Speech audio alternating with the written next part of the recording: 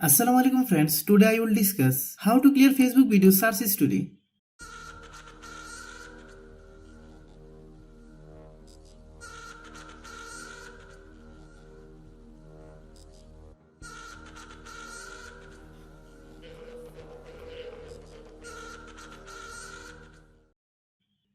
Open the Facebook app,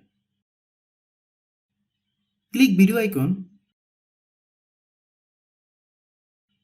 then click search. If you want to delete one, click on the cross icon, then click delete. If you want to delete all search history, then click on the edit option. Here you can see all your search history. If you want to delete all at once, click on clear searches. All your search history has been deleted.